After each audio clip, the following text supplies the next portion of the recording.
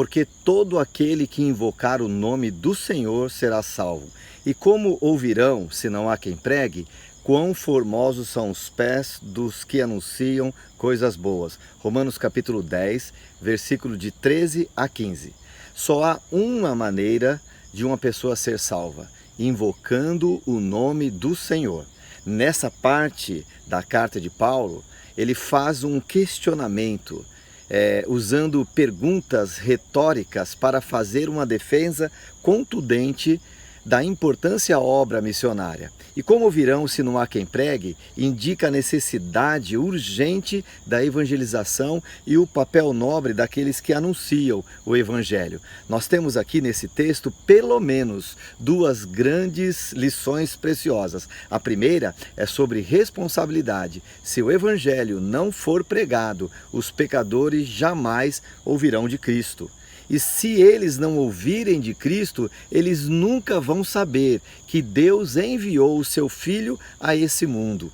Infelizmente, tem muitas pessoas que não creem, muitas pessoas que acreditam que os índios e os ribeirinhos, isolados no meio da floresta, não precisam ouvir da salvação e do evangelho. Eu estava, há algum tempo atrás, pregando numa igreja, aí mesmo na capital de São Paulo.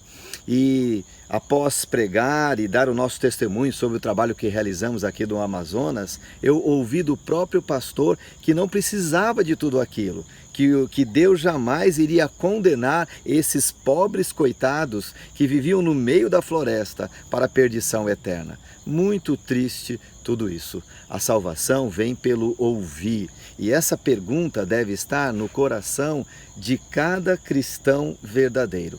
A segunda lição tem a ver com privilégio. E como ouvirão se não há quem pregue, também revela o privilégio maravilhoso que todo crente tem, de certo sentido, de ser participante da obra da redenção. Porque se Deus quisesse, Ele poderia fazer a obra da evangelização sem nenhuma participação humana. Mas Ele nos deu esse privilégio de participar do seu plano eterno e soberano em resgatar vidas preciosas com o evangelho do nosso Senhor Jesus Cristo. Diante dessas duas preciosas lições, uma pergunta que nós fazemos é: seria justo um cristão, uma pessoa que já aceitou Jesus como Senhor e Salvador, sabendo desse cenário, desse contexto, dos povos não alcançados, viver de maneira indiferente a um cenário tão carente? A resposta é um sonoro não. Por isso, nós não podemos esquecer que eu e você, que nós fazemos parte desse plano maravilhoso de redenção, que Deus nos quer que pregamos o evangelho a toda criatura. Vamos orar?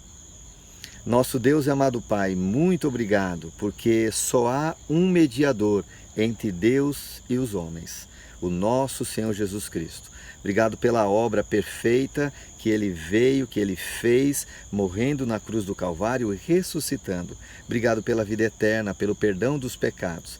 E nos ajuda a entender essas duas grandes lições sobre o quanto nós temos responsabilidade nesse processo de salvação. É o Senhor que salva, mas nós somos o canal largo da Tua graça. E muito obrigado pelo privilégio de poder participar nesse processo. Nós agradecemos e oramos no nome de Jesus.